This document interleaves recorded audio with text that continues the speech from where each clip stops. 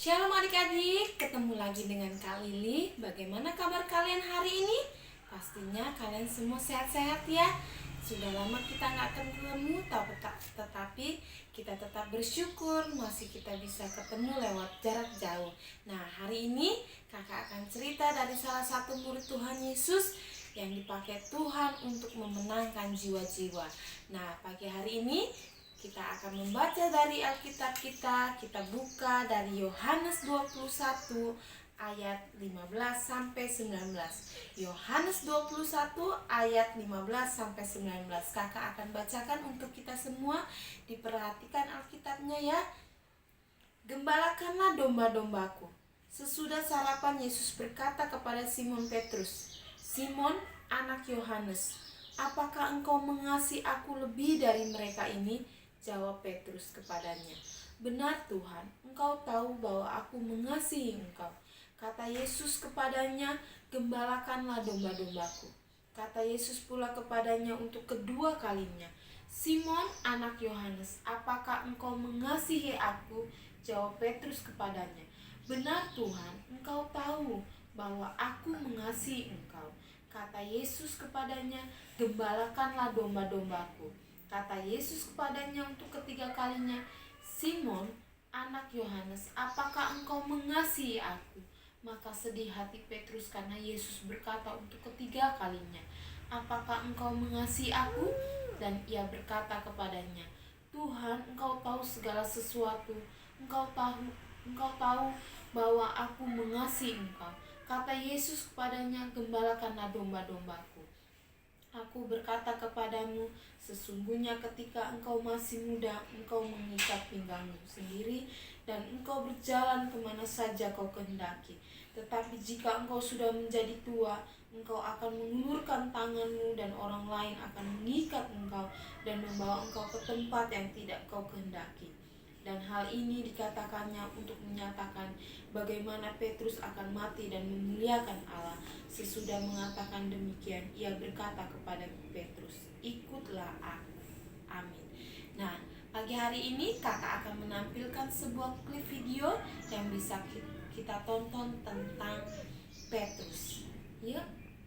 Tuhan Yesus yang paling banyak disebutkan di Alkitab dan menjadi pemimpin dan juru bicara tidak resmi dari murid-muridnya yang lain. Nama asli Petrus adalah Simeon, nama Aram yang berasal dari kata Simon yang artinya mendengar. Dalam bahasa Yunani, Simeon adalah Simon. Petrus diperkirakan lahir pada tahun 1 sesudah Masehi. Petrus berprofesi sebagai nelayan sebelum ia mengikuti Yesus. Nelayan pada zaman itu adalah pekerjaan yang kasar. Kepribadian nelayan waktu itu dikenal berantakan, keji, berpakaian lusuh, dan sering menggunakan bahasa vulgar. Para nelayan dari abad pertama adalah laki-laki yang sangat jantan. Mereka penuh semangat dan memiliki emosi yang meledak-ledak. Mungkin karena itulah Yakobus dan saudaranya Yohanes disebut anak-anak guru. Kehidupan mereka adalah kehidupan yang kasar karena menangkap ikan merupakan pekerjaan yang sangat menuntut kekuatan fisik. Selain kasar, Petrus juga adalah seorang yang latah, cepat bertindak tanpa berpikir terlebih dahulu. Ia tidak pernah meniru gaya dan kepribadian orang lain.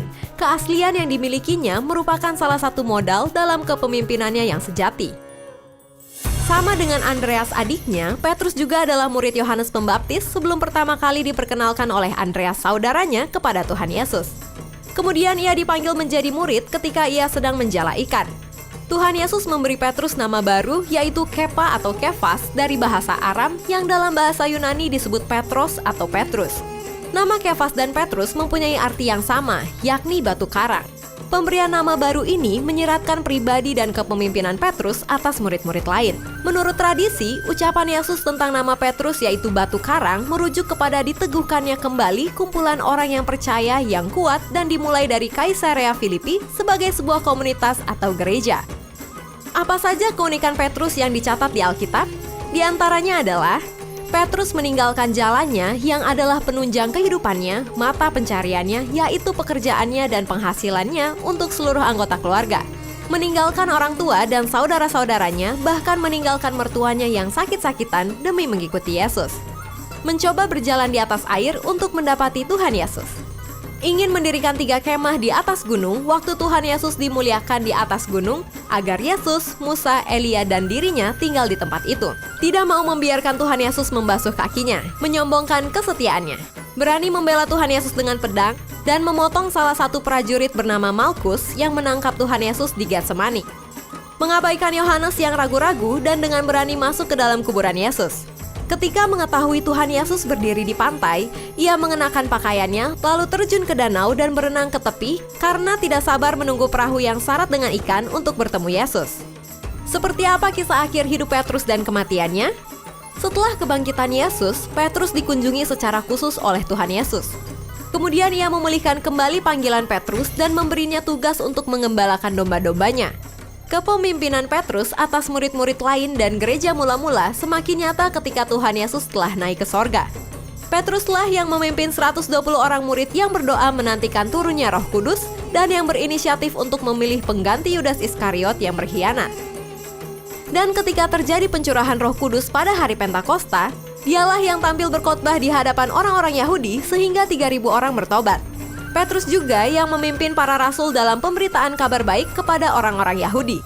Dan ketika Samaria menerima Injil, maka Petruslah yang bersama Yohanes yang pergi ke sana. Walaupun Petrus lebih dikenal sebagai rasul bagi orang-orang Yahudi, namun dialah yang pertama kali diutus Tuhan untuk memberitakan Injil kepada orang-orang non-Yahudi. Pada sidang para pemimpin gereja di Yerusalem, Petruslah yang pertama mendesak agar gereja menerima orang-orang non-Yahudi hanya melalui iman kepada Yesus Kristus tanpa perlu disunat terlebih dahulu. Petrus sering melakukan pelayanan ke kota-kota lain di luar Yerusalem. Ia pergi ke Lida dan Yope, Antioquia, dan mungkin ke Korintus. Hampir bisa dipastikan bahwa Petrus juga pergi ke kota Roma, pusat kekaisaran Romawi. Dan tradisi mengatakan bahwa di kota Roma lah ia meninggal bersama Paulus pada masa penganiayaan Kaisar Nero. Petrus meninggal dunia dengan cara disalibkan secara terbalik dengan kepala di bawah. Satu-satunya kisah yang dimiliki tentang kemartiran Petrus berasal dari penulis Kristen awal, Hegesippus. Kisahnya mencakup penampakan Yesus yang ajaib. Ketika Petrus sudah tua, Nero merencanakan untuk menghukum mati Petrus. Ketika murid-murid mendengarnya, mereka memohon kepada Petrus untuk melarikan diri dari kota itu, yang diyakini adalah Roma. Namun, ketika ia sampai di pintu gerbang kota, ia teringat apa yang dikatakan Yesus yang dicatat Yohanes dalam kitab tulisannya di Yohanes 21 ayat 18-19. Jadi, Petrus pun kembali ke kota. Setelah ditangkap dan dibawa ke tempat kemartiran, menurut Saint Jerome, ia meminta agar disalibkan dengan posisi terbalik karena ia memandang dirinya tidak layak untuk disalibkan dalam posisi yang sama dengan Tuhannya. Kuat dugaan bahwa makam Petrus terdapat di dasar gedung gereja Basilika di kota Roma Vatikan, gereja terbesar di dunia. Petrus meninggalkan warisan berupa kitab suci, yakni surat 1 Petrus dan 2 Petrus, yang diduga kuat ditulisnya dari kota Roma. Selain itu, menurut tradisi dan penelitian para pakar Alkitab, pengaruh Petrus juga sangat kuat di dalam penulisan kitab Injil Markus. Demikian fakta Alkitab tentang Petrus. Nah, kalian sudah menyaksikan klip video yang kakak tampilkan tadi ya. Itu adalah cerita tentang perjalanan kehidupan Petrus sampai akhirnya dia dipanggil Tuhan untuk melayani Tuhan. Kalian tahu bagaimana pekerjaan Petrus? Dulu Petrus adalah sebagai nelayan, dipakai Tuhan untuk memberitakan firman Tuhan. Si Petrus dipanggil Tuhan untuk menjadi muridnya Tuhan Yesus. Nggak gampang menjadi seorang pengikut Tuhan Petrus, tapi dengan setia, dengan taat, menjalani semua panggilannya sebagai murid Tuhan Yesus. Nah, kita belajar dari Petrus. Walaupun kita masih kecil-kecil, kita bisa belajar dari Petrus, yaitu kita harus belajar untuk taat kepada orang tua, taat kepada guru di sekolah, terutama kita taat kepada Tuhan. Nah, kita belajar untuk setia, untuk taat kepada Tuhan. Walaupun gak gampang dan kalian masih kecil-kecil, tapi kakak yakin kalian mampu dan bisa menjadi seorang murid-muridnya Tuhan Yesus yang dipakai Tuhan untuk memberitakan firman Tuhan, seperti Petrus yang dipakai Tuhan untuk memberitakan Injil.